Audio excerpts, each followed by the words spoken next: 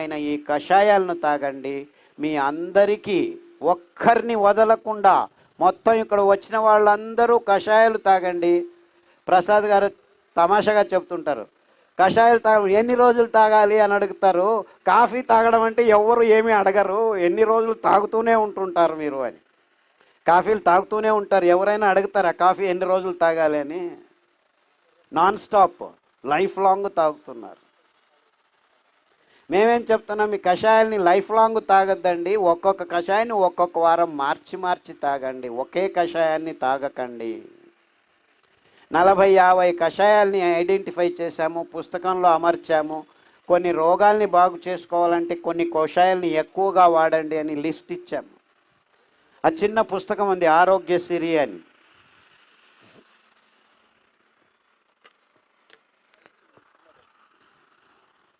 ఈ పుస్తకంలో సవివరంగా రాశారు. వెంకటేశ్వరరావు కూడాను సిరిధాన్యాలని ఇంకొక పుస్తకం ఇంకా పెద్దగా ఉంది, పుస్తకం పబ్లిష్ చేశారు. ఆ పుస్తకంలోనూ ఉంది. కానీ క్లుప్తంగా మీ జేబులో పెట్టుకొని ఎక్కడ పోయినా కానీ, నీకు థైరాయిడ్ ఉందా, నో ప్రాబ్లం, దీన్ని తీసుకోండి. బరువు తగ్గాలా, ఈ పేజీలో ఉంది. బీపీ ఉందా, ఇది చేయండి.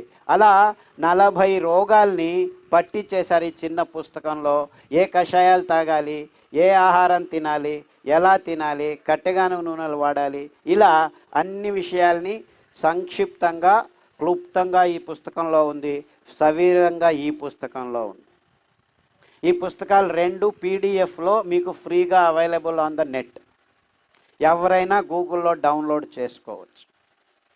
అందరికీ ఈ విషయాలు అందజేయాలి అని మా ఆకాంక్ష, ఆశ. దానులు, డబ్బులు ఎక్కువ ఉన్న వాళ్ళు ఎవరైనా ఉంటే ఈ పుస్తకాన్ని ఈ ప్రచురణకర్తల ఒక పర్మిషన్ తీసుకొని ప్రింట్ చేసి అందరికీ పంచవచ్చు. ఏ ఇబ్బందులు లేవు. It's free for all.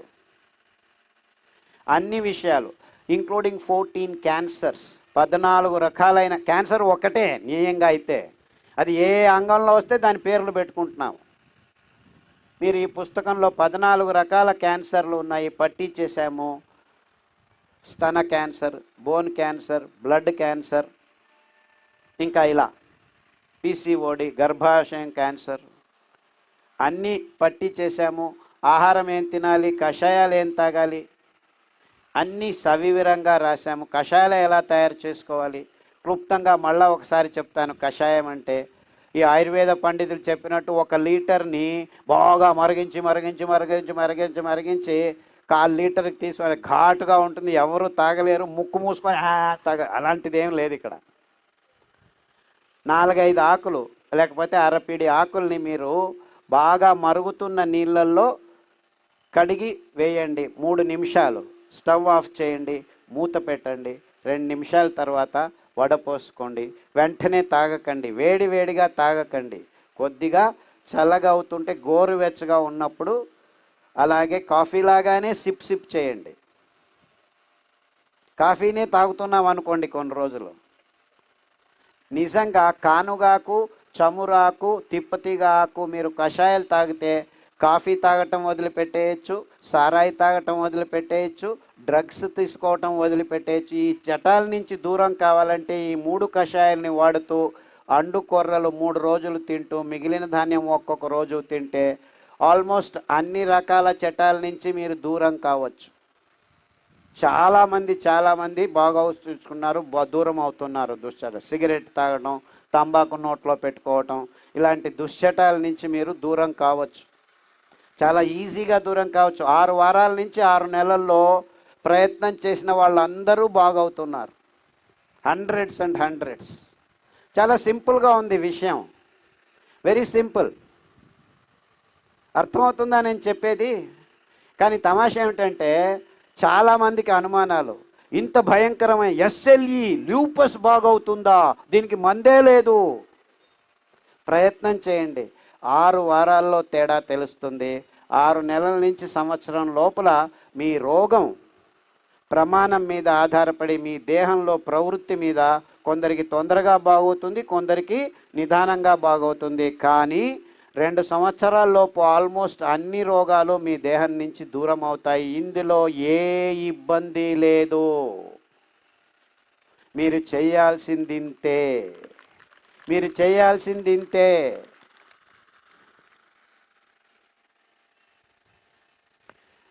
మీరందరూ చాలా నిశ్శబ్దంగా వింటారు. నేను ఎక్కడ పోయినా అందరూ నిశ్శబ్దంగా వింటారు. ఎందుకు వింటున్నారు? చప్పట్లు కూడా తట్టరు మీరు. ఎందుకు? ఎందుకు చెప్పండి? Because you started thinking. అవునా, అవును కదా, ఇంత సింపుల్గా ఉందా అని. అఫ్కోర్స్ ఆ గేట్ దాటిన తర్వాత మళ్ళా ప్రకటనలు టీవీల్లో మిమ్మల్ని వెనక్కి లాక్కెళ్తాయి.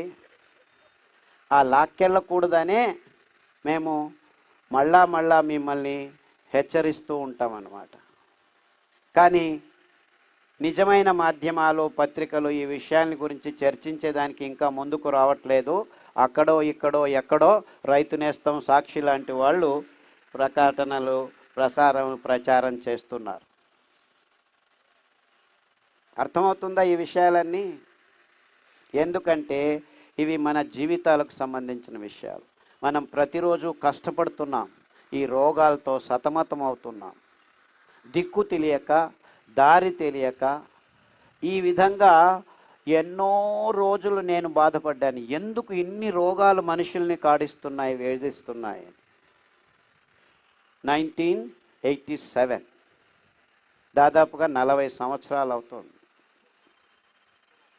ఇన్ని రోజుల నుంచి మనం కష్టపడకుండా చాలా సింపుల్గా మన ఆహార పదార్థాలని ఇటువైపు నుంచి, ఈ ఎకనామిక్ మోడల్ అని పిలుస్తాను దీన్ని, ఇండస్ట్రియల్ ఫుడ్ కల్చర్ అంటాము దీన్ని. కేంద్రీకృత వ్యవస్థలో ఆహారాన్ని తయారు చేసే విధానాలు ఎకనామిక్ మోడల్లో కన్జ్యూమింగ్ కల్చర్. అంటే అందరూ కాఫీలు, టీలు తాగడం వల్లనే మన కొండ చర్యల్లో ఉన్న అడవులన్నీ నాశనం అయిపోయాయి 40 సంవత్సరాల్లో. అంతే కారణం, ఇంకేమీ లేదు. అందుకే మన జీవనదులు ఎండిపోతున్నాయి, వర్షాధారపు నదులుగా మారిపోతున్నాయి. Very simple. దీన్ని ఎవరు కనెక్ట్ చేయట్లేదు. నేను మాత్రమే చెప్తున్నాను ప్రతి ఒక్క ప్లాట్ఫారంలో, మీరు తాగుతున్న కాఫీల వల్ల మన నదులు ఎండిపోతున్నాయి. ఇదేమిట్రా కనెక్షను?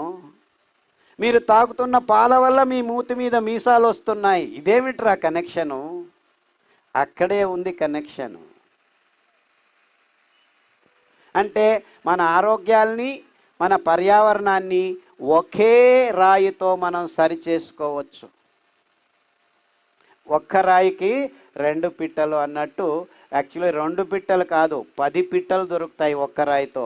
సిరిధాన్యాల్ని మనం ఆహారంగా, మూలాహారంగా, ఈ కషాయాల్ని మనం ప్రతిదినం సేవనం చేస్తుంటే మన పర్యావరణం బాగవుతుంది, మన ఆరోగ్యం బాగవుతుంది. ఈ మెట్టభూమి రైతులు ఫోకస్కి వస్తున్నారు. మనమేం చేస్తున్నాం? ఆసుపత్రుల చుట్టూ తిరుగుతున్నాం ఆరోగ్యం ఉంది అని. ఎక్కడ తిరుగుతున్నాం? ఆసుపత్రుల చుట్టూ తిరుగుతున్నాం. నిజమైన ఆరోగ్యం ఎక్కడుంది? వంటగదుల్లో ఉంది. ఇంకొక అడుగు ముందుకు వేస్తే, అంటే ఆరోగ్యం మనకు వంట చేసి ఇచ్చే ఆ వంటగదుల్లో ఉంది. అక్కడ పోగొట్టుకున్నాం, కానీ ఎక్కడ వెతుకుతున్నాం? ఆసుపత్రులలో వెతుకుతున్నాం. ఆ వంటగదుల్లోకి తయారు చేసి, ఉత్పాదన చేసి ఇచ్చే రైతుల్ని మనం మరిచిపోయాం. అంటే నిజంగా మీ అందరికీ మొత్తం ప్రపంచంలో ఆరోగ్యం కావాలంటే ఎవరి చుట్టూ తిరగాలి? మనం ఎవరి చుట్టూ తిరగాలి? చెప్పండి, రైతులు అని. గట్టిగా చెప్పండి, రైతులు అని. ఏం రైతన్న అనే పదం చెప్పేదానికి నోరు రావట్లేదా? ఈ డాక్టరు, ఆ డాక్టర్ అని పెద్ద పెద్ద స్పెషల్ పదాలని బడబడబడబడా చెప్పేస్తారే మీరు. మళ్ళా ఒకసారి రైతుల చుట్టూ తిరుగుదాం.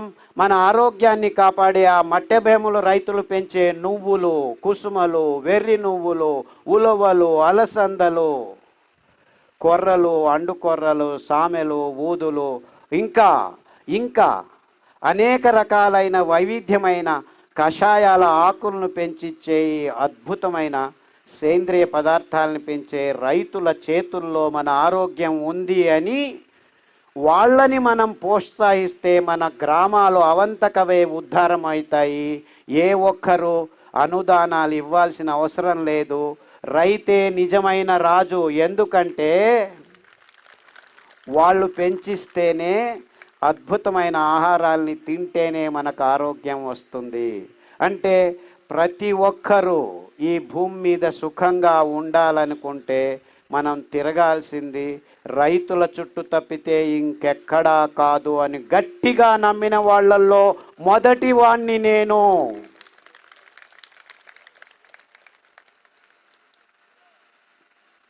మనం ఈ సిరిధాన్య